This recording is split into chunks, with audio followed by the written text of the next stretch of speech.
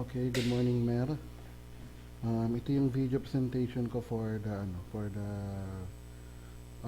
system, yung sales and inventory. So, nandito tayo sa login page. Sa login page, may dalawa tayong user na pwede mag-access, si admin, tsaka si user, yung nasa branch ninyo. Now, for example, mag-login si user, nakapag-prepare na rin ako ng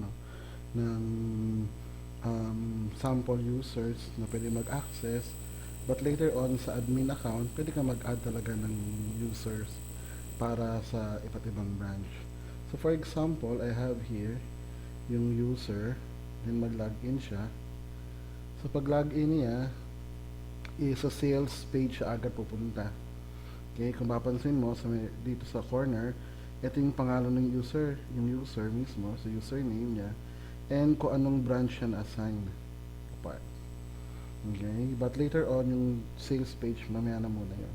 Okay, so punta tayo sa products. Okay, so ano sa products, may mga sub-menus, but pag nasa admin account ka, madadagdagan yan. So ito talaga is for user lang. So sa product list, pag tignan sa product list, nandito yung mga existing products na tinitinda dun sa store. Yan, apart. Okay, so meron mga vendor, sample, the model, the price, and the retail price. Okay, so for example, may bago tayong may bagong product na i-deliver. So, pwede tayo mag-add nun, or you can use the existing na part ng mga products. But, for example, mag-add tayo ng product. Okay, ito yung add product module. So sa vendor, makita mo rito yung mga vendor na nakasave na sa database. Okay, so later on pwede ka mag-add ng vendor sa utilities dyan, but we will use the existing vendor na lang muna. Okay, so for example, we will be using the SKK. May bagong model, for example, Lynch na model. Then sa type, merong may phone, merong accessories. Okay? So unit price natin, for example, ang unit price niya is 4,000.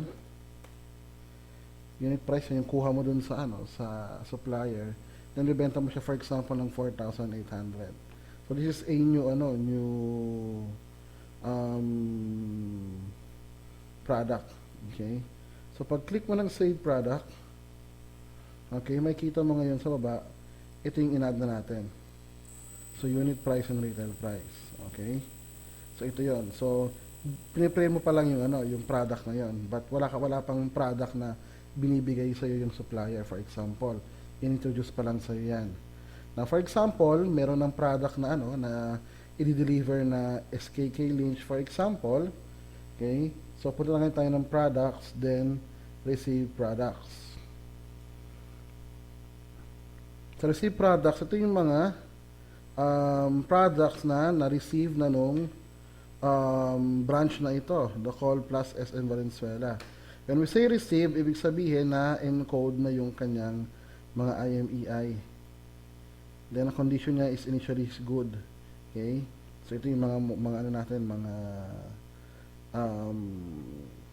products. So, for example, si Lynch, mag-receive tayo ng product ng Lynch. So, bago tayo mag-receive tayo ng product, so click natin si receive product.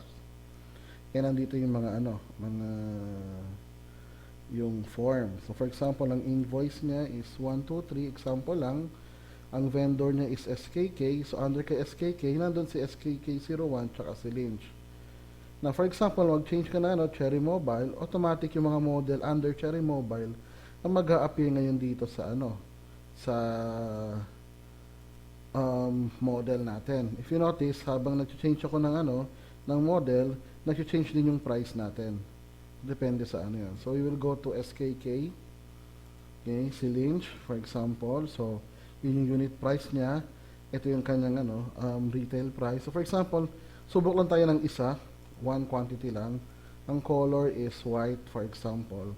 Then, ang status spending, initially, the condition is good. Okay? Then, add tayo ng IMEI. For example, pwede mong gamitin i-scan mo yung IMEI dun sa ano, pwede mo ring i-type. Okay? So for example, so wala akong hawak na ano na scanner, okay? Pwede ko i-enter na lang. For example, I will enter 10, 10, 10. Then after that, press enter para lalabas ngayon dito yung ano, yung kanyang IMEI. So habang marami kang quantity lalagay, just scan and scan lang na ano, lalabas ngayon dito yung ating mga IMEI. Okay, so pwede ko mo i-remove, for example, nagkamali, so pwede mo rin i-input ulit, enter, para malabas ulit siya. Okay, narito sa baba ngayon, si user, kung sino yung user na in charge sa nag-add ng product, nag-receive ng product na yon. Okay, so save natin yung product. Okay, so babalik tayo dun sa products module natin. Now if you notice, 12 entries na to, so meron ng pagination dito, click mo lang yan, ito yon, yung part natin. So if you notice, yung latest natin nasa huli, okay, so pwede natin ilagay rin sa unahan yun, depende na lang, you just give me your suggestions after viewing this video. So pending pa si tawag ito si Lynch. Okay, so all you have to do is para ma-receive siya for that branch, so you have to search the IMEI. Okay, hindi tayo direkta kasi for example, pag marami ng products ito, abot na sa mga hundreds or thousands, the best thing to do is to search here yung kanyang IMEI numbers. For example, 10, 10, 10. Yan. So lalabas ngayon si IMEI, yung product ni Lynch. Then to change the status, pwede mo siya ngayon i-click as yung green na button dito. Okay, so from yung status origin na pending, ang new status niya ngayon is received. Then click submit changes. Then maglo-load ngayon yon. Okay, kung makita mo ngayon dito sa si Lynch ngayon is received na. Ibig sabihin, it's intended for this branch. Okay? Ngayon, ang question mo is, for example, magta-transfer ng products to other branch. Okay? So, for example, ito-transfer natin itong dalawang SKK na model na to another branch. So, all you have to do is to check the row nung gusto mong i-transfer. Then after that, click transfer products. Okay? Pag click transfer products, nandito ngayon yan, yung origin niya, then ang new branch niya is call plus market. So pag click mo ng submit changes ngayon, automatically, mawawala siya ngayon dito sa form ni call plus SM Valenzuela. Ang mangyayari kasi niyan is transferred na siya, so hindi na siya mag-exist dito ngayon sa form niya because there is another product na. Okay? Now, if you look at the database, kung makikita mo ngayon sa table niya, okay, ayan, makikita mo na transferred na siya to this branch ID part. Okay? So, yun yung pag na-save sa database natin na part. Okay, so for example, ready na, nakapag-receive na tayo ng product, nakapag-transfer na tayo ng product. So, ibatin natin yung ibang products natin, ibang menu sa products menu. So, meron tayong price list dito. Okay. So, ito yung price list ng bawat natin. So, we have the SKK Lynch. Lahat ng natin nandito. Okay. So, 4,000, 4,800. Ito na yung mga price list natin. Okay? So, for example, si Cherry Mobile Cosmos. Okay? If you want to change the price, pwede mo siyang i-click dito, yung blue. Makita mo ngayon, ito yung pa rin yung price range niya. From that, So, hindi nagbabago. So, yung pa rin yung average retail price niya, for example, is 3,000. Okay? Yung kanyang, yung unit price. So, 3,800 pa rin yung, yung retail price mo. So for example, kung gusto mag-change ng price, magbase ka lang dito sa average dito ng retail price. Okay? Ito pinabase natin is yung average ng unit price natin in case magbaba or magtaas yung kanilang yung kanilang price. Okay? So ito yun. Hanapin natin yung medyo may changes yata. Si Flare S4 yata yung may changes. Wala. Hintayin natin. Wala. Si Alcatel. Wala. So, yun pa rin yung listing niya. Hindi pa nagbabago yung listing ni Alcatel na part. Okay. So, yun yung price list module natin. So, product inventory naman, if you will click this product inventory, okay, makita mo is ito yung quantity natin sa ating sa ating store. So wala pang sold, wala pang replace or defective, wala pang refunded defective na part. Okay? So remaining natin is 2, pare-pareho pa lang diyan. So may nagpalit, meron na mag-purchase, mag-change na ngayon dito. So later on we will go back to this one. Okay. Sa sales naman tayo, sales. So day sales.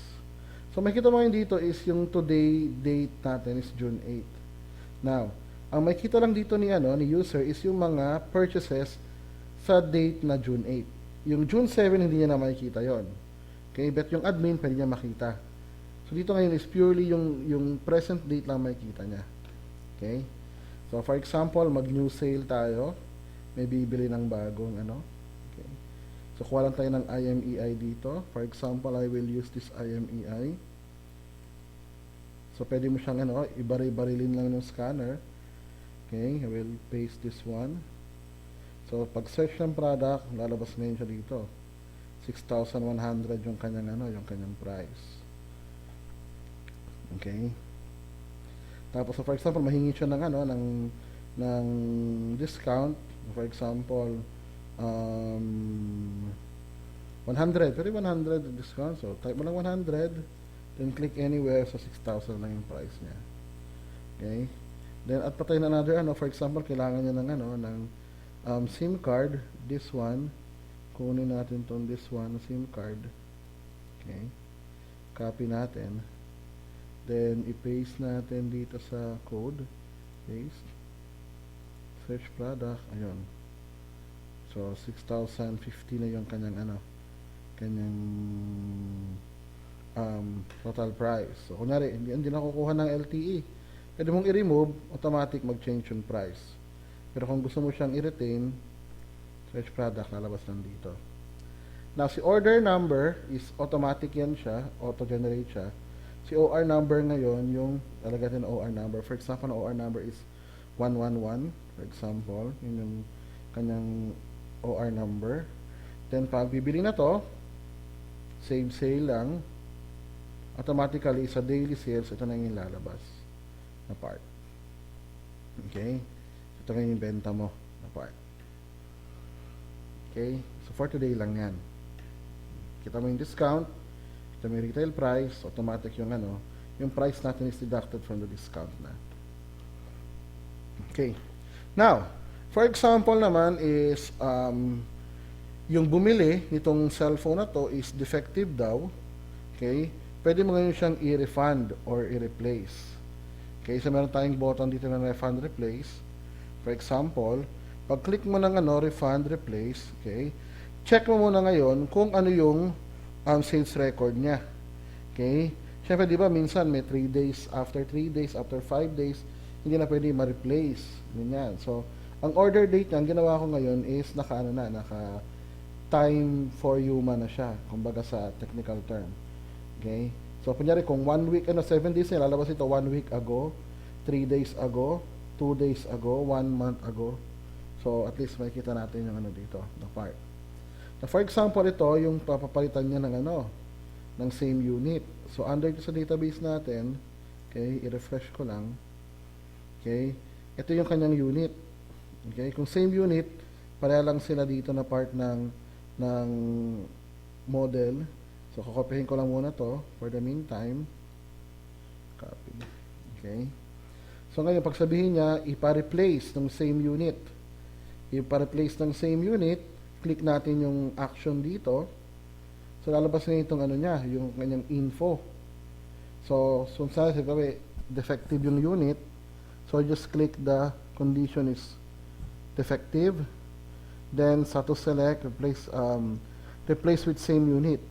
Pag replace with same unit, you have to enter the new IMEI for the same unit, so yung IMEI. So, for example, we'll paste this one. Ito yung kanyang new IMEI for the same unit replacement.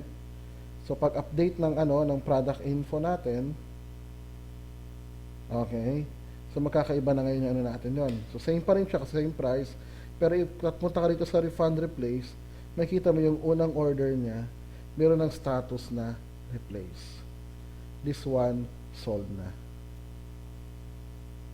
Okay? Ito yung part na yun sa replace with with same unit. Okay?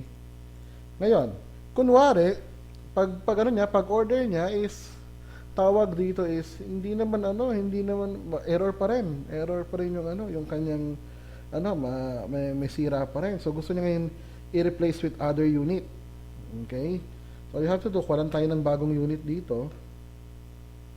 Okay? So ito may replace na, then sold. For example, ito na gusto niya.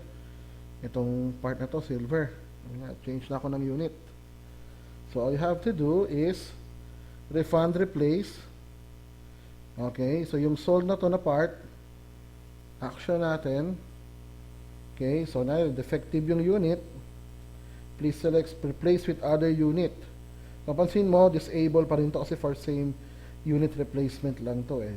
So, replace with other unit, update product info, then see, na-erase na yung first na natin. Wala na yon. Pero sa refund replace, nakikita mo nandun pa rin siya, na-replaced. Okay? Pero hindi na siya makikita dito sa daily sales because may replace na yun ng panibago. So, kung mag-new sale siya, na part, paste natin, ito na yung gusto niya ngayon. Okay, kung mahingi pa siya ng discount, pwede, kung wala, hindi na. So, bagong OR number yun kasi new product yun, 134. Then, save natin yung sales. Okay, so ito na yung panibago ng sale ngayon. This one, na part. Okay, 3,850 na yung bago mong sales for today. Okay, then for example naman, hindi pa rin siya na kontento. So, ang gagawin na lang niya is, i-replace, i-refund ko na lang yung product ko. Ganyan, refund with the price. Okay? So, all you have to do is click ulit si refund replace. Ngayon, nandito ngayon yung natin. So, yung status na is sold. Click natin ngayon tong action na, in the meantime, defective siya kasi hindi na siya gusto. Then, refunded. Click natin yung refund.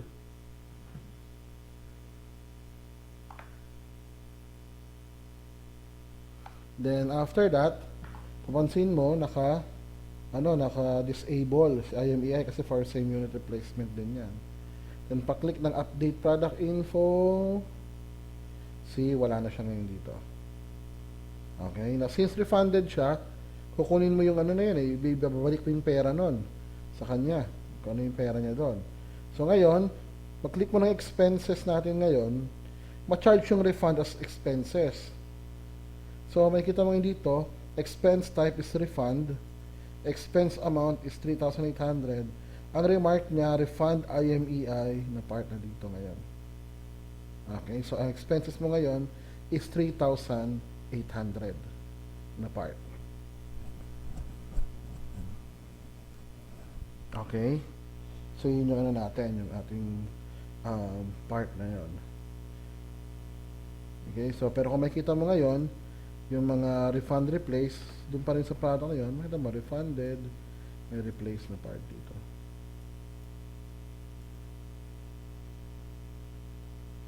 Okay, so, yan muna yung sa sales na part, tsaka yung sa products. So, I will create a new video for this one para hindi mabigat yung, yung ating video. Okay, thank you.